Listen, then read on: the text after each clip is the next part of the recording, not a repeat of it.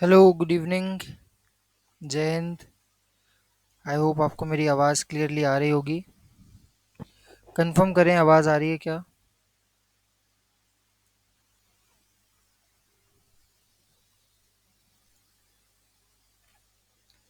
Confirm करें, आवाज़ मेरी क्लियरली आ रही है क्या?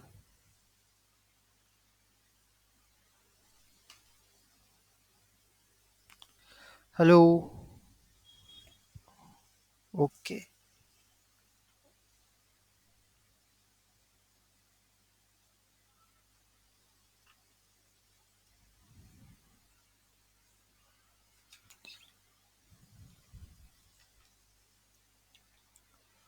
तो हमें आयरन एंड स्टील इंडस्ट्री शुरू करना है। कल हमने इंडस्ट्री का इंट्रोडक्शन ख़त्म कर लिया था।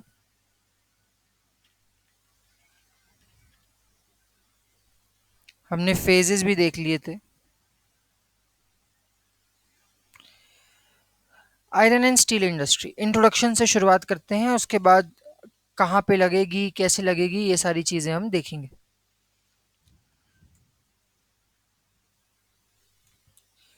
It is a basic heavy industry. ये तो हमने कल भी देखा था कि ये एक हैवी इंडस्ट्री है। It is a basic heavy industry. मूल भारी उद्योग है।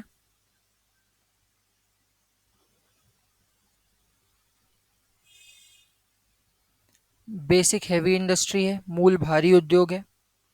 मतलब ऐसी चीज़ें बनाएगा जिनमें वजन ज़्यादा होता है, कुल मिला के ये कहने की बात है। It is backbone of economy. ये अर्थव्यवस्था की रीढ़ की हड्डी है। It is backbone of economy. ये अर्थव्यवस्था के रीढ़ की हड्डी है।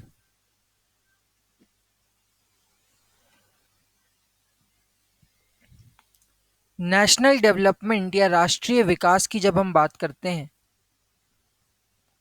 नेशनल डेवलपमेंट या राष्ट्रीय विकास की जब हम बात करते हैं, इज ऑफन मेजर्ड, उसको अक्सर नापा जाता है, इज ऑफन मेजर्ड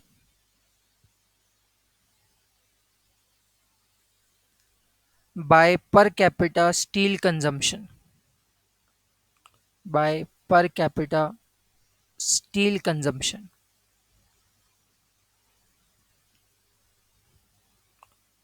क्या कहना चाह रहे हैं हम इस लाइन से?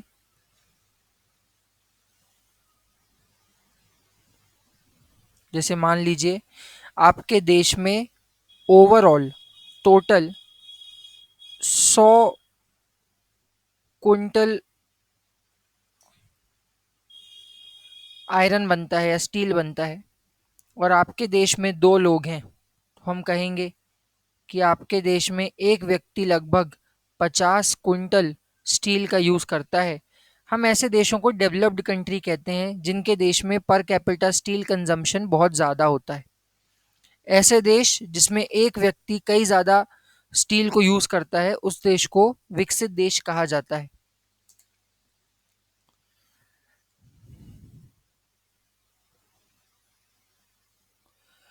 Iron and steel industry in India. Bharat में आयरन और या लौह अयस्क का उद्योग, iron and steel industry in India, iron and steel industry in India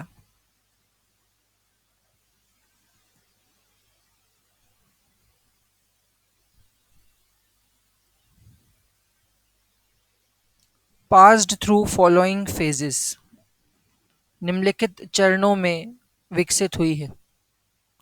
अब हमने 4 फेजेस, 5 फेजेस पहले भी देखे हुए हैं, यहाँ भी हम 4 फेजेस देखेंगे। वो कौन कौन से फेजेस हैं वो हम यहाँ पे अब एक एक करके देखेंगे, और इन्हीं फेजेस में हमको हमारे आंसर भी मिल जाएंगे जो यूपीएससी पूछता है वो वाले। ठीक है। तो इन्हीं फेजेस में, इन्हीं चरणों में हमको जवाब भी मिलेगा कि वह कौन से चरण है जिसमें हमारे देश में आयरन और स्टील इंडस्ट्री लगी। तो ये हम भी देखेंगे हम कहाँ कहाँ पे है। अब हम विकास के जो चरण हैं उसको देखने जा रहे हैं कि कौन कौन से चरण में हमारे देश में आयरन और स्टील इंडस्ट्री लग रही है। टोटल 4 चरण हम देखेंगे इसके। सबसे पहला चरण हम जो देखने जा रहे हैं, यहीं से शुरू करते हैं। जो फेज 1 हम देखने जा रहे हैं या पहला चरण हम देखने जा रहे हैं, इसको नाम दिया गया है अबॉर्टिव फेज।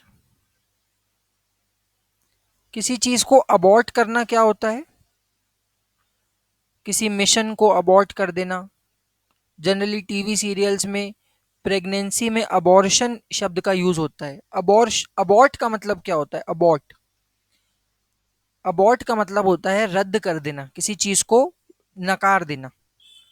अबॉर्टिव फेज का मतलब है इस समय जितने भी आयरन और स्टील प्लांट हमारे देश में लग रहे थे, उसको अंग्रेज सरकार नकारती जा रही थी, उसको सपोर्ट नहीं कर रही थी, उसको बिल्कुल भी फाइनेंशियल सपोर्ट अंग्रेज सरकार से नहीं मिल रहा था।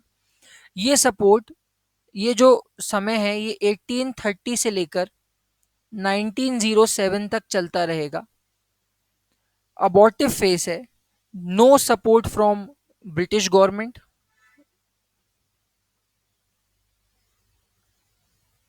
No support from British government, अंग्रेजी हुकूमत से कोई मदद नहीं मिली।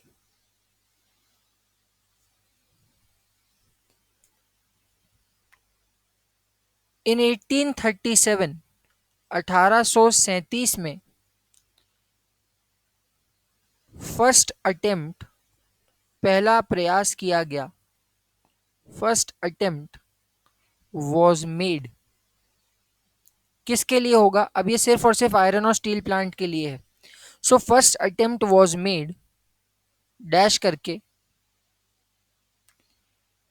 पोर्टो नोवा, चेन्नई। पोर्टो नोवा, चेन्नई, इस जगह पे पहली आयरन एंड स्टील इंडस्ट्री लगाने की, लौह इस्पात उद्योग लगाने की कोशिश करी गई थी। लेकिन क्या ये सफल होगा? हमें पता है ये बिल्कुल सफल नहीं होगा, क्योंकि अंग्रेज सरकार हमारी हेल्प ही नहीं कर रही है। ये फेज 1 का स्टेज है जिसमें सरकार हमारी बिल्कुल भी हेल्प नहीं कर रही है। फेज 1 के बाद जो फेज 2 का हमारे पास दूसरा चरण आएगा, जो फेज 2 हमारे देश में शुरू होगा, इस समय तक बहुत सारी चीजें बदल चुकी हैं। इस समय तक रतन टाटा बोल रहा हूँ, जमशेद जी टाटा आ चुके हैं, एम विश्वेश्वरैया आ चुके हैं, जिनके पास बेहतरीन पैसा है। और यह लोग विदेशों से पढ़ के आए हैं और उनको पता है कि विदेशों में कैसे इंडस्ट्री को डेवलप किया गया और हमको कौन सी मशीन और कौन सी चीज़ों की ज़रूरत है कि हम भी हमारे देश में वैसी इंडस्ट्री का विकास कर सकें।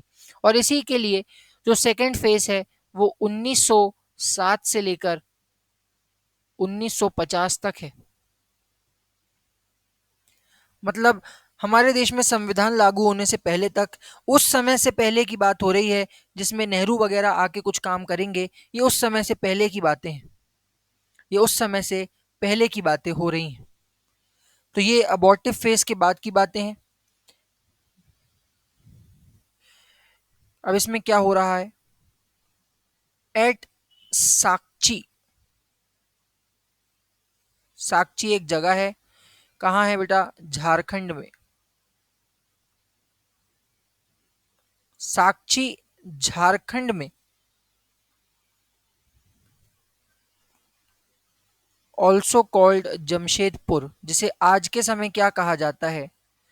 जमशेदपुर कहा जाता है, जिसे आज के समय जमशेदपुर कहा जाता है। टिस्को वॉज स्टार्टेड, टिस्को की स्थापना होती है। TISCO was started by Jamshed ji Tata. TISCO was started by Jamshed ji Tata. ये जमशेद जी टाटा ने स्टार्ट करी टिस्को। अब आप मुझे बताइए, आयरन हमने पढ़ा हुआ है कि ये एक वेट लूजिंग इंडस्ट्री है, मतलब ये रॉ मटेरियल के पास लगेगी। ये तो इतना तो फिक्स है कि ये इंडस्ट्री रॉ मटेरियल के पास लगेगी। तो मैं आपको एक केस स्टडी दिखा रहा हूं, हम सबके लिए नहीं बनाएंगे, सिर्फ एक केस स्टडी में बना रहा हूं जो आप यूज कर सकते हो, बाकी हमको किसी चीज की जरूरत नहीं पड़ेगी। ठीक है, ये देखो ये पॉइंट है ए, स्क्रीन पे बहुत ध्यान से देखना है। यहां मैं लिख रहा हूं रॉ मटेरियल 1, इस जगह का नाम है झरिया। किसके लिए फेमस है? कोयले के लिए फेमस है। दूसरा पॉइंट मैं यहां बना रहा हूं, ये भी झारखंड में है, जगह का नाम है नाव मुंडी। जगह का नाम है नाव मुंडी। किसके लिए फेमस है? आयरन ओर के लिए। और अगर आप नाव मुंडी नहीं लिखना चाहते तो दूसरी जगह लिख सकते हो आप मयूरभंज। किसके लिए फेमस है? आयरन ओर के लिए। ये दो जगहें जो आयरन ओर के लिए फेमस है। हमारे थ्योरी के हिसाब से इंडस्ट्री कहाँ लगनी चाहिए बेटा? मैं आपको 3 पॉइंट बता रहा हूँ। रॉ मटेरियल के पास पॉइंट नंबर ए में, कहीं और दूर पॉइंट नंबर बी में, या मार्केट में पॉइंट नंबर सी में। कहाँ लगनी चाहिए इंडस्ट्री? ए बी सी में बताएं मुझे जल्दी से।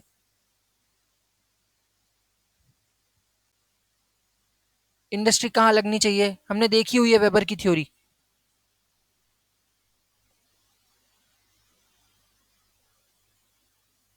बिल्कुल, बहुत अच्छे अंशिका।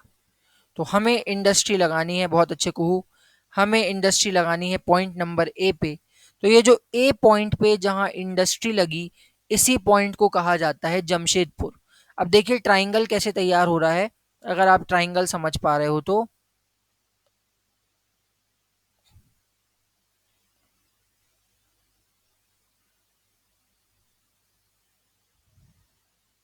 ये रॉ मटेरियल 1 था, ये रॉ मटेरियल 2 है, और जिस जगह पे इंडस्ट्री लग रही है, ये येलो कलर का जो पॉइंट है जिसे मैं आई लिख रहा हूं, this point is named as Jamshedpur. इसी बिंदु को जमशेदपुर कहा गया है। यही बिंदु जमशेदपुर बना है। पहले मुझे बताएं, इतना समझ में आया ये कैसे बना है? इतना समझ में आया कैसे बना है? अब इसके लिए मार्केट की जरूरत पड़ेगी, इसके लिए मार्केट की जरूरत पड़ेगी। तो देखो मार्केट कहाँ है इसके, इसका एक मार्केट यहाँ पे है, दिल्ली, और एक मार्केट यहाँ पे है, मुंबई, और एक मार्केट पीछे की तरफ है, कोलकाता। ये 3 मार्केट हैं इसके। अगर आप ध्यान से देखो, देखो ट्राइंगल कैसे तैयार हो रहा है।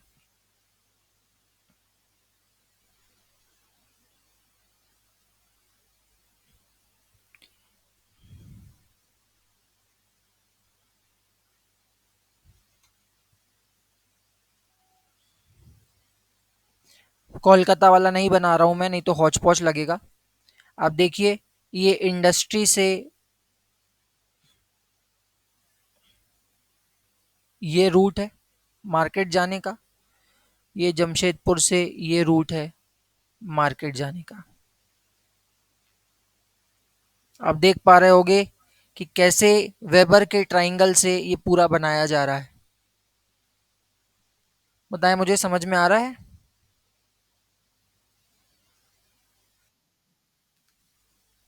कैसे वेबर का ट्राइंगल ये पूरे में चल रहा है। तो मार्केट काफी दूर है। ठीक है, तो जमशेदपुर लगी, फिर जमशेदपुर के बाद 1919 में, 1919 में,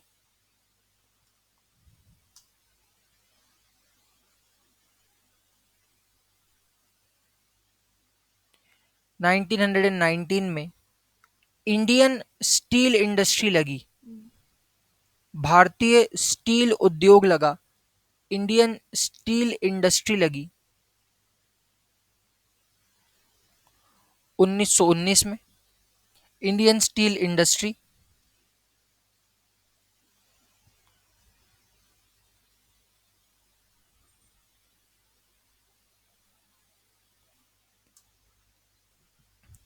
ये कहाँ पे लगी?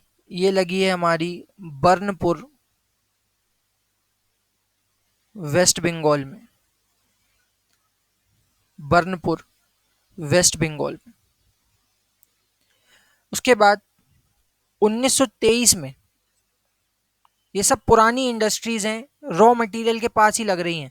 देखो यहाँ भी मयूरभंज और रानीगंज से कोयला और सब आ जाती हैं चीजें। 1923 में, अब कुंद्रेमुख में कुछ नहीं लगा था, तो Visvesvaraya iron and steel plant लगाया गया।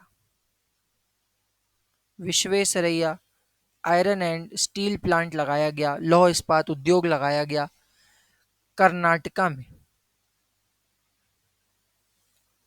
ये भी कच्चे माल के पास लग रहा है, ये भी वहीं कच्चे माल के पास लग रहा है कर्नाटका में। तो ये तीन उद्योग ऐसे थे जो सेकेंड फेज में लगाए गए। किसके? ये तीन बड़े उद्योग थे जो सेकेंड फेज में लगाए गए हमारे इंडस्ट्रियल डेवलपमेंट के। बताएं मुझे, ये तीनों नाम हो जाएंगे? Visvesvaraya iron and steel plant,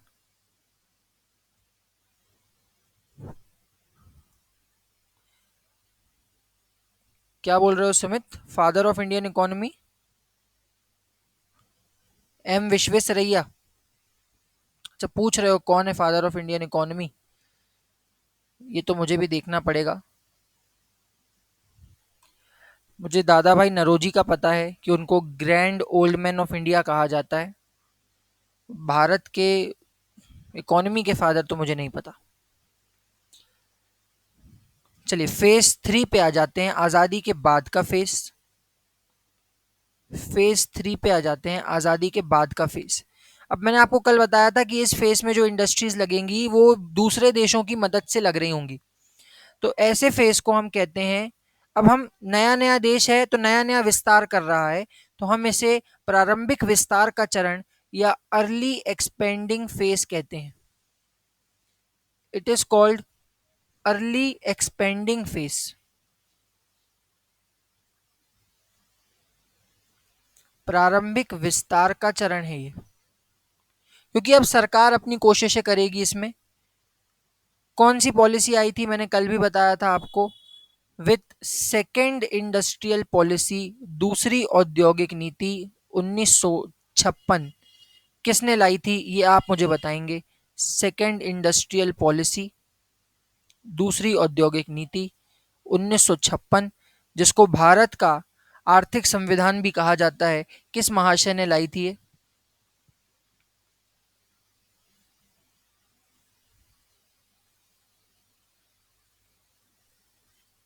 ठीक है, बताते रहना आप लोग। एम से नाम है उनका। अब देखो, नेहरू की पॉलिसी कौन सी थी? नेहरू की पॉलिसी थी समाजवाद की। नेहरू की पॉलिसी सोशलिस्ट पॉलिसी हुआ करती थी। मतलब वो चाहते थे कि जो सबसे गरीब इंसान है, जो सबसे पिछड़ा इलाका है, वहां पे डेवलपमेंट हो। तो नेहरू ने बोला हम जिस जगह पे इंडस्ट्री लगाएंगे वो उन जगहों पे लगाएंगे जहां पे बिल्कुल ही गरीबी है। तो इसीलिए जो इंडस्ट्रीज लगाई गई वो जनरली बैकवर्ड रीजन्स पे लगाई गई और दूसरे देशों की मदद से लगाई गई। तो हम लिखेंगे heavy and basic industry, heavy and basic industry, मूलभूत एवं भारी उद्योग,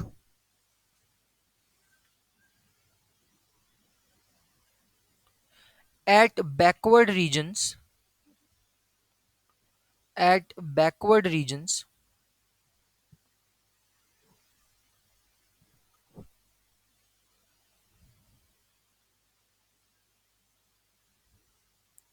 with the help of other nations,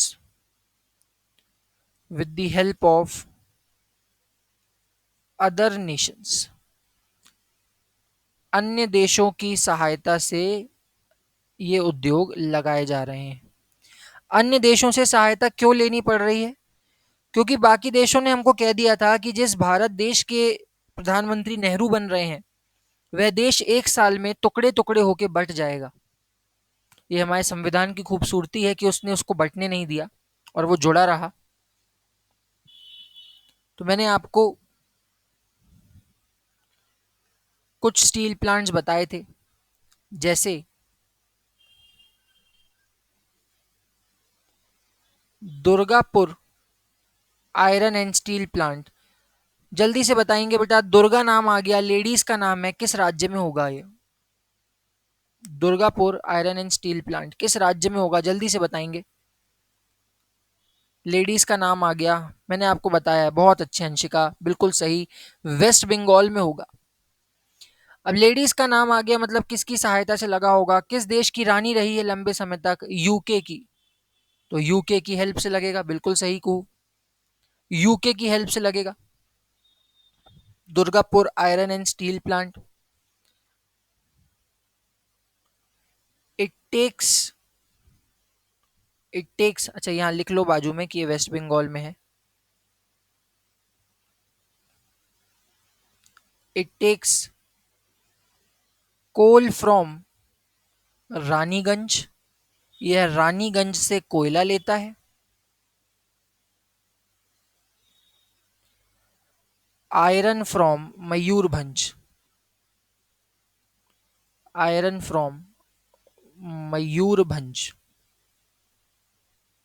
Mayurbhanj Orissa में है, रानीगंज आपका इसमें है, वेस्ट बंगाल में। ये Durgapur iron and steel plant. फिर इसके बाद एक और स्टील प्लांट हम देखते हैं, सेकंड नंबर पे रौरकेला। आप मुझे बताएंगे वो कौन सा देश है जो रोता ही रहा, जो रोता ही रहा सेकेंड वर्ल्ड वॉर या विश्व युद्ध के बाद? Rourkela iron and steel plant, बिल्कुल सही सुमित, बिल्कुल सही। वो देश और कोई भी नहीं, वो जर्मनी है। अच्छा इनकी लोकेशन भी देखते चलो, ये देखो, अभी हमने दुर्गापुर लगा दिया, ये दुर्गापुर है। Indian iron and steel company Burnpur, ये नया है कि पुराना है? ये वाला जो है Indian iron and steel company, ये नई है कि पुरानी है? अभी देखे थे ना, 1919 में बर्नपुर पश्चिम बंगाल में लगने वाली जो इंडस्ट्री थी उसको कहते हैं। ये विश्वेश्वरैया कर्नाटका में लग रहा है 1923 में। भद्रावती भी कहते हैं इसको, क्योंकि भद्रावती डिस्ट्रिक्ट में लगा है ये। अब जो लग रहा है रौरकेला, ये किसकी मदद से लग रहा है? ये जर्मनी की मदद से लग रहा है। कहाँ पे है भाई रौरकेला, आप ध्यान से देखो, वो उड़ीसा के राज्य में है। रौरकेला उड़ीसा के राज्य में है। तो Rourkela iron and steel plant in Orissa, in Orissa, Orissa में जर्मनी की हेल्प से बनाया गया, जर्मनी की मदद से बनाया गया। अब उड़ीसा में है तो कोयला ये ले लेता है तालचेर से। अगर आपको तालचेर याद हो, कोयले के उसमें डायग्राम में हमने तालचेर बनाया था। और जो आयरन है, तो ये तो भाई अपने पास से ही आयरन ले लेता है, और वो है मयूरभंज से। इसीलिए हमने लिखा था कि उड़ीसा सबसे ज्यादा आयरन प्रोड्यूस करने वाला राज्य है।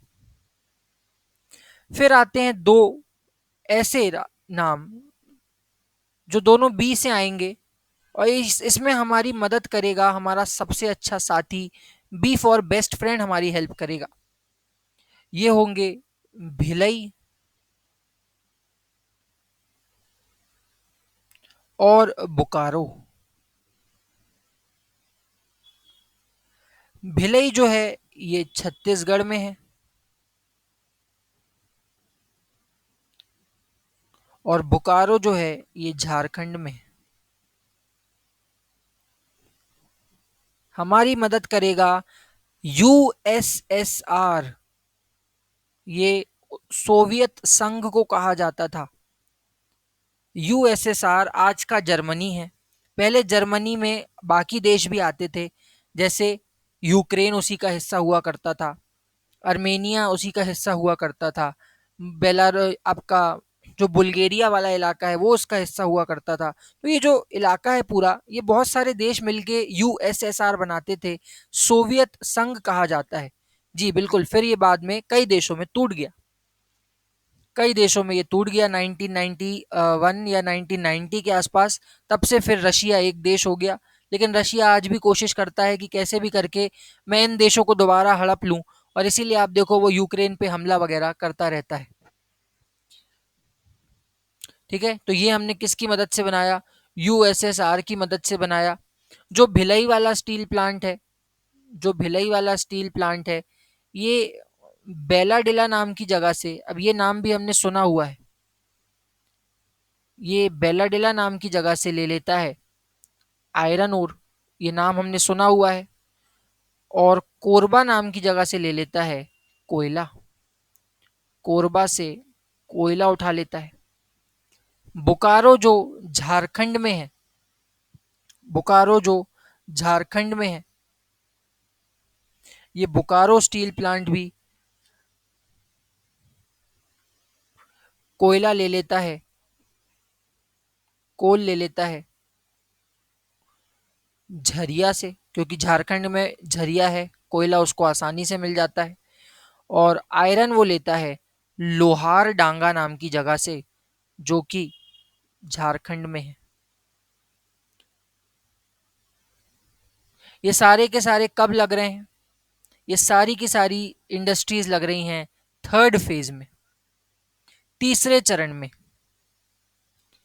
थर्ड फेज में या तीसरे चरण में ये सभी इंडस्ट्रीज लग रही हैं। अब आ जाते हैं जो सवाल यूपीएससी ने पूछा था, चौथे चरण पे सवाल, फोर्थ स्टेज या फेज 4 पे सवाल। फेज 4, पोस्ट 1980s, 1980 के बाद से, असल में 1980 में राजीव गांधी आ गए थे, और राजीव गांधी की इच्छा थी कि हम देश की अर्थव्यवस्था को खोलें।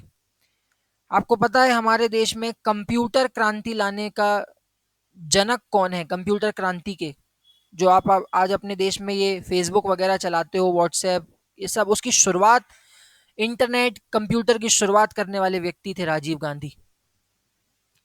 ये डिजिटल इंडिया जो अभी 2014 के बाद आया, इसकी नींव रखने वाले व्यक्ति थे राजीव गांधी। तो 1980 के बाद से हमारे देश की अर्थव्यवस्था धीरे धीरे खुलने लगी, और जो धीरे धीरे खुल रही थी, इसमें हमारे देश की इंडस्ट्री या उद्योग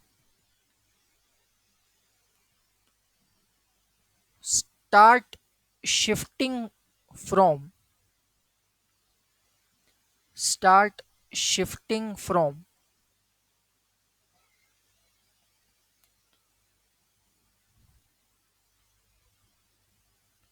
traditional raw material based,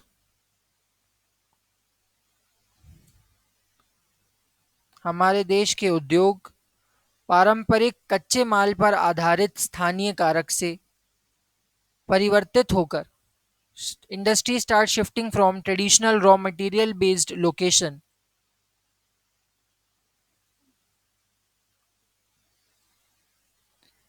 it is due to two tendencies,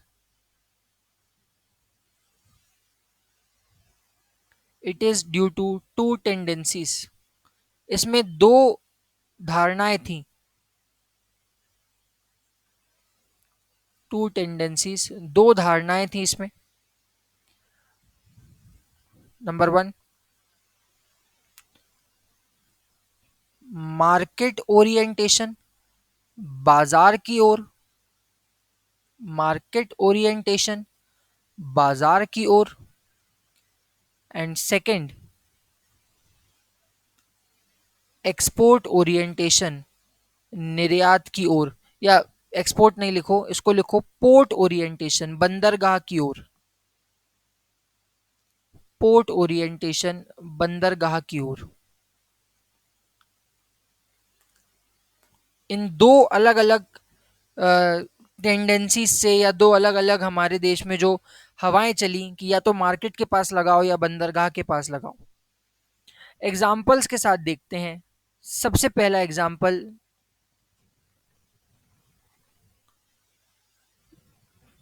Salim steel plant, Tamil Nadu. Salim steel plant, Tamil Nadu. पहले लोकेशन देखते हैं एक बार इसकी। देखिए जल्दी से, क्या सलीम दिख रहा है आपको? क्या सलीम दिख रहा है?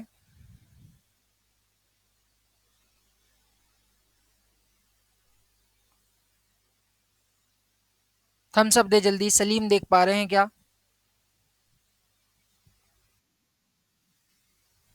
बढ़िया।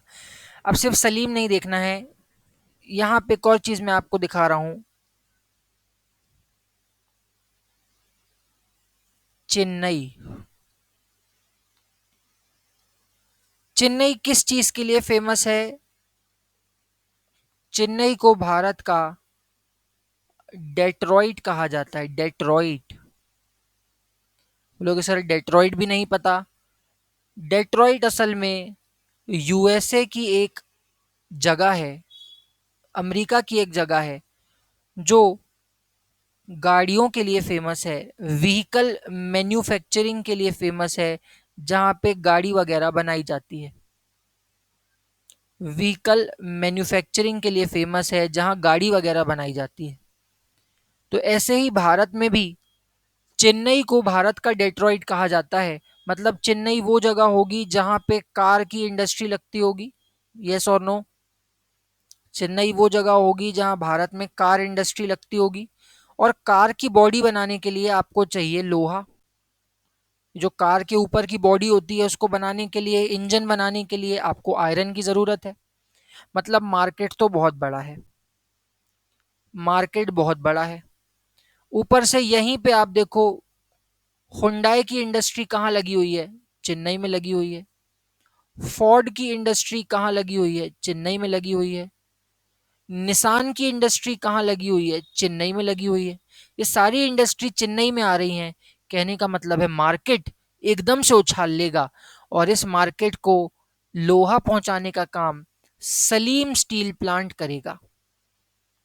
अब ये जो सलीम स्टील प्लांट है, ये सलीम स्टील प्लांट के पास लोहे का सोर्स नहीं है।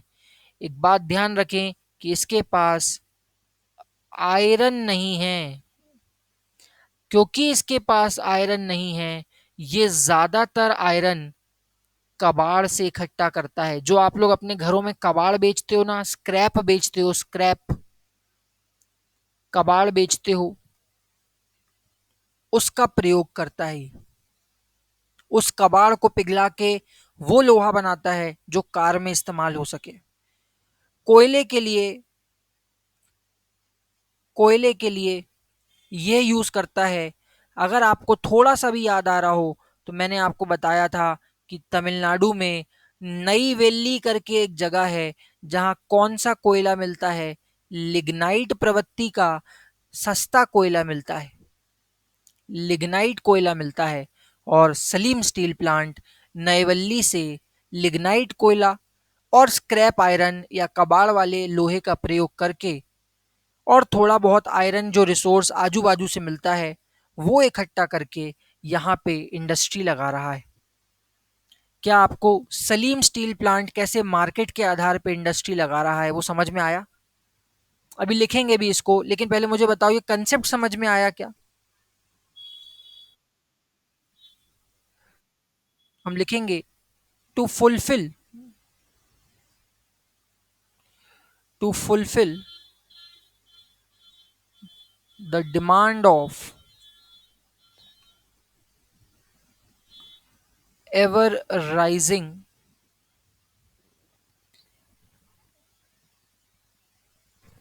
Vehicle market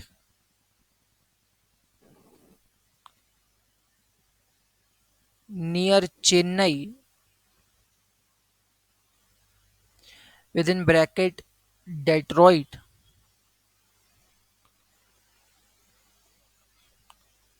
Salim steel plant established.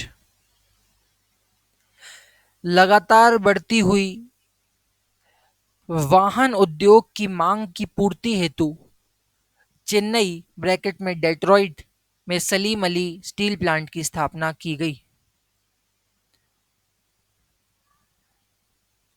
कोयला कहां से लेता है? नई दिल्ली। कौन सी प्रजाति का कोयला है? लिग्नाइट प्रजाति का कोयला है। Plus some resources from Jharia.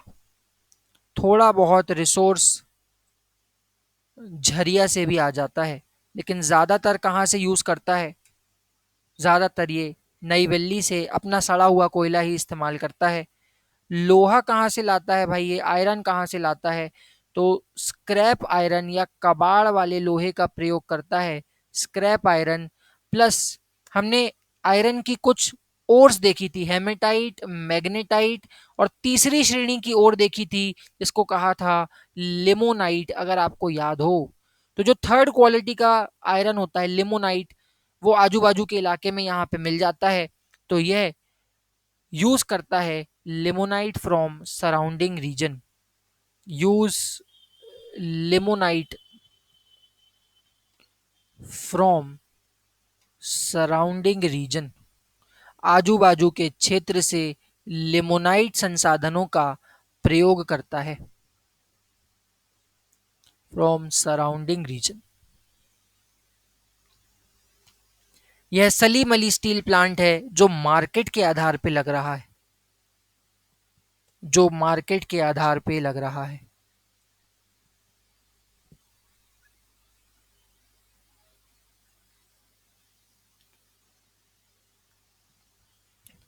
Salim Ali steel plant के बाद दूसरा स्टील प्लांट आता है हमारा Vizianagaram iron and steel plant.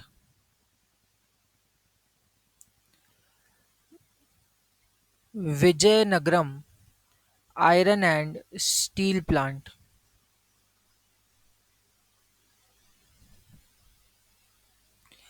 ये लग रहा है कर्नाटका में 1982 में, 1982 में लग रहा है Vijayanagaram iron and steel plant Karnataka में। उद्देश्य क्या है इसका? To serve west coast market of metro and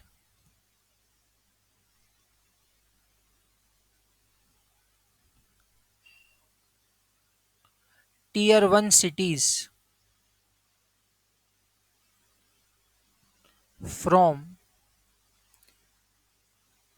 Kerala to Mumbai. Point को समझते हैं, क्या कहना चाह रहे हैं। हम आपसे ये कह रहे हैं कि कर्नाटका के विजयनगर में, ये विजयनगर है, यहाँ पे इंडस्ट्रियल स्टील प्लांट लगाया गया।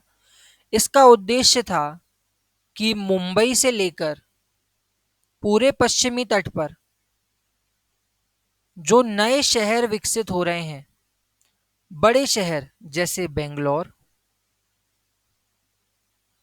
बेंगलुरु, मुंबई, रत्नागिरी, मैंगलोर, पुणे, ये सभी, जैसे मुंबई है, बेंगलुरु है, ये सब कैसे शहर हैं? ये मेट्रो शहर हैं, बहुत बड़े शहर हैं। पुणे हो गया, मैंगलोर हो गया, ऐसे शहरों को प्रथम श्रेणी के शहर या टीयर वन सिटीज कहा जाता है। टीयर वन शहर या प्रथम श्रेणी के शहर कहा जाता है। इनके शहरों में ब्रिजेस बन रहे हैं, रोड्स बन रही हैं, पार्किंग बन रही है, पॉपुलेशन ज्यादा है तो अपार्टमेंट बन रहे हैं, पॉपुलेशन बहुत ज्यादा है तो अपार्टमेंट बन रहे हैं। क्योंकि टेलीकॉम कंपनीज आ गई हैं इसीलिए पोल्स और पिलर्स बन रहे हैं। कहने का मतलब है कि बहुत सारा डिमांड बढ़ रहा है, और इसी डिमांड को पूरा करने के लिए कौन आया बेटा? इस डिमांड को पूरा करने के लिए आया आपका Vijayanagaram steel plant. Vijayanagaram steel plant. Kerala to Mumbai to serve west coast market. पश्चिमी तट के बाजार जिसमें मुख्यतः मेट्रो शहर और प्रथम श्रेणी के शहर आते हैं, केरला से मुंबई, इनको प्रदान करने के लिए किया गया। कोयला कहां से ले रहा है ये? कोल ले रहा है झरिया से। अब बताओ, इतना दूर से कोयला आ रहा है फिर भी ये बनाएगा, और आयरन इसके पास है, आयरन ले रहा है ये कुंद्रेमुख से। आयरन ले रहा है ये कुंद्रेमुख से।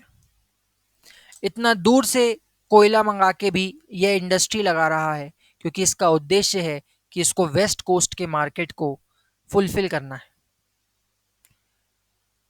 तीसरा, थर्ड,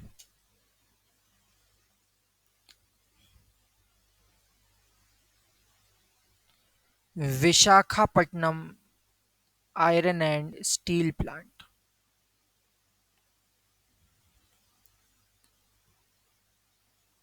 यूपीएससी वाले विशाखा गाइडलाइन भी पढ़ते हैं। किस चीज से संबंधित है Vishakha guideline? Visakhapatnam iron and steel plant.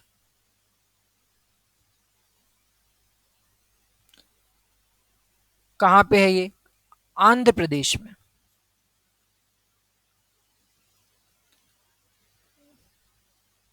ये आंध्र प्रदेश में स्थित है। आप लोग छोटे रहे होंगे 2012 में। आप लोग शायद उस समय कितने साल के रहे होंगे? 8-9 साल के।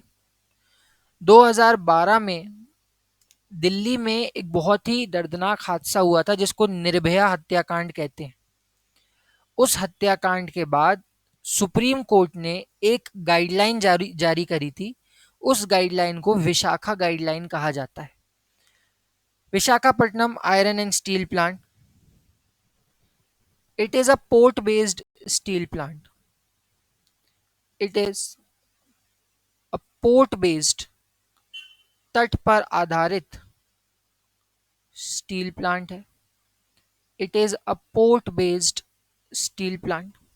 यह तट पर आधारित स्टील प्लांट है। 1992 में बना।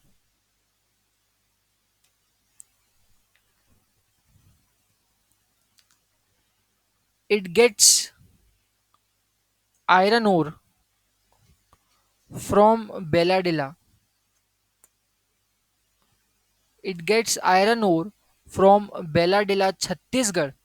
यह बेलाडिला छत्तीसगढ़ से लौह अयस्क प्राप्त करता है इन लिक्विड फॉर्म। पिघला के भेजते हैं लोहे को।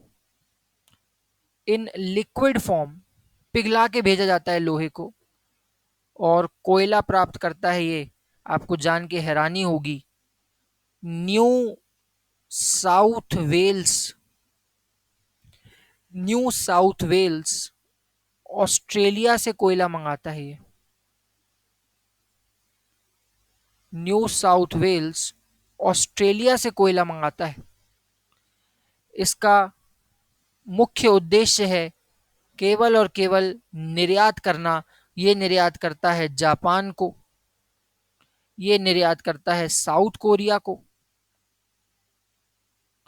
ये निर्यात करता है चाइना को।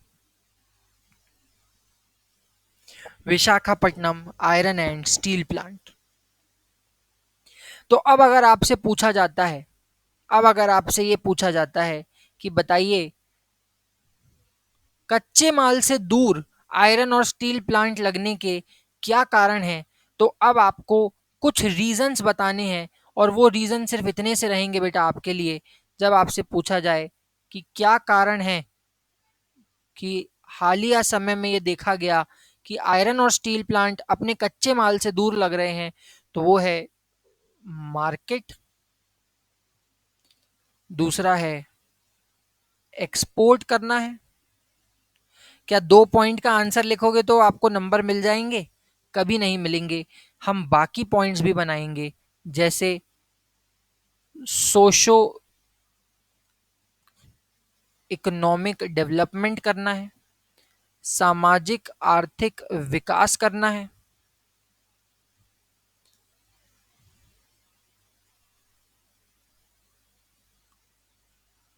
टू अट्रैक्ट इन्वेस्टर्स, निवेशकों को खींचना है,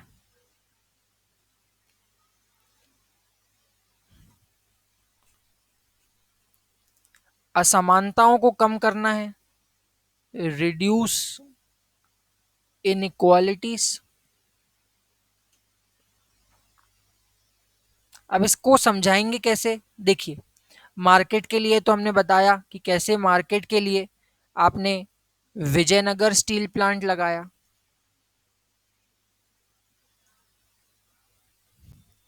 एक्सपोर्ट करने के लिए आपने विशाखापट्टनम स्टील प्लांट लगाया, सोशो इकोनॉमिक डेवलपमेंट के लिए जो विजयनगर स्टील प्लांट लगाया था वो क्या विकास कर रहा है बेटा?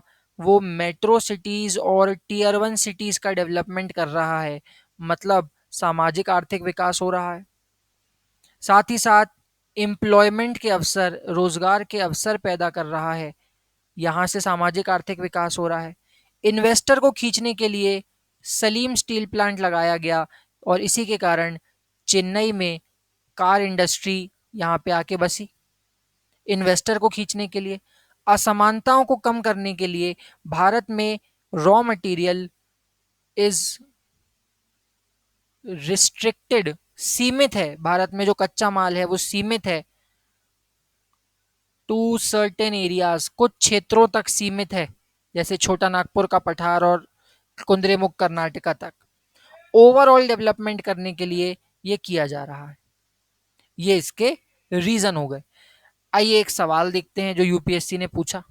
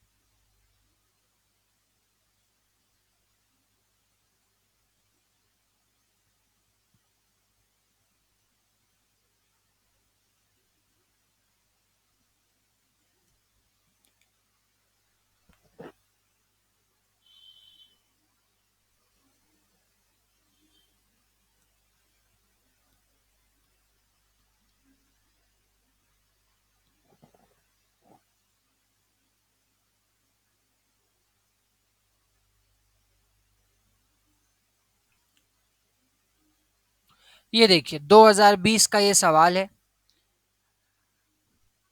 पढ़िए इस सवाल को ये जिसको मैं सिलेक्ट कर दे रहा हूं, तो आपको शायद एक बार देखने में समझ में आ जाए। इस सवाल को पढ़िए।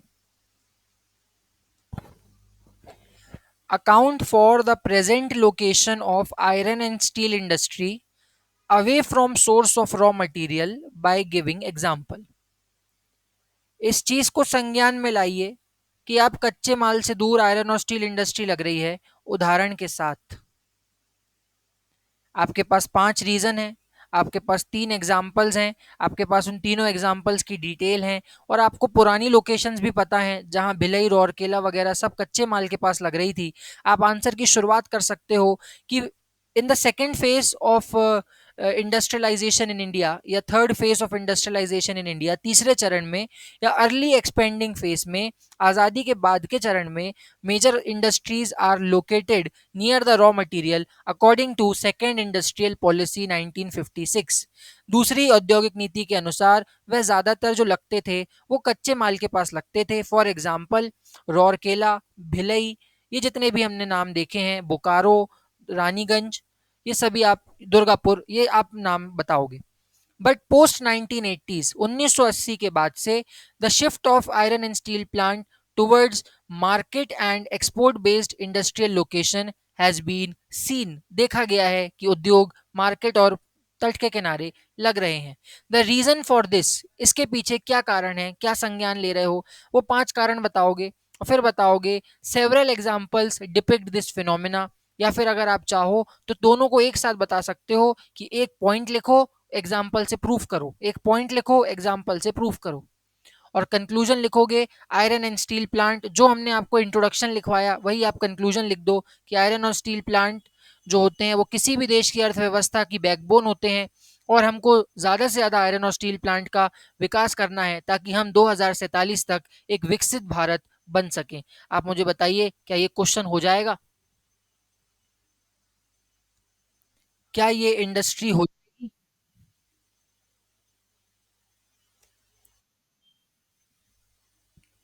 बढ़िया।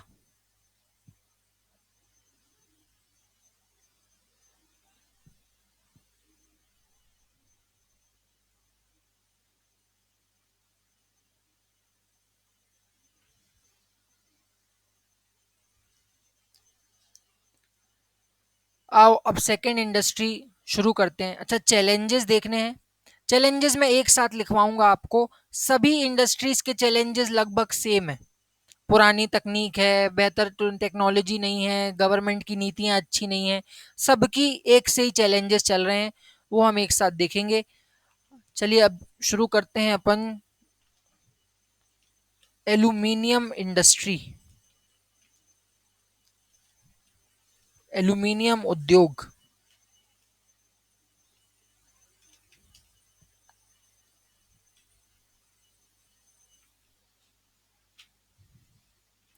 आज इतना ही रहने दें क्या? आज मेरी एक क्लास ऑफलाइन भी रहती है तो मैं काफ़ी थक जाता हूँ आज के दिन। आज इतना ही रहने दें, चलेगा इतना, कि पढ़ना है आज ही? कल अपन करेंगे, ठीक है, कल कंटिन्यू करेंगे। हमें आयरन और स्टील प्लांट पढ़ लिया है। क्वेश्चन ट्राई करके देखना अगर आप लोग के पास टाइम हो तो। सीमेंट इंडस्ट्री, कल अपन सीमेंट, कॉटन और एल्यूमिनियम तीनों खत्म कर देंगे, कल ही के कल। सीमेंट, कॉटन और एल्यूमिनियम तीनों खत्म कर देंगे 26 तारीख को। 27 तारीख को अपन jute industry, sugar cane industry, ये भी खत्म कर देंगे, और रबर इंडस्ट्री। 27 तारीख को ये तीन खत्म कर देंगे। 28 को इंडस्ट्री का फाइनल लेक्चर लेके चैलेंजेस, आईटी इंडस्ट्री, ये सब करा देंगे। 29 तारीख से पॉपुलेशन शुरू करेंगे। पॉपुलेशन में कुछ टॉपिक्स ऐसे होंगे, अच्छा एक फूड प्रोसेसिंग इंडस्ट्री बचेगा, वही लास्ट डे 28 तारीख को हो जाएगा वो।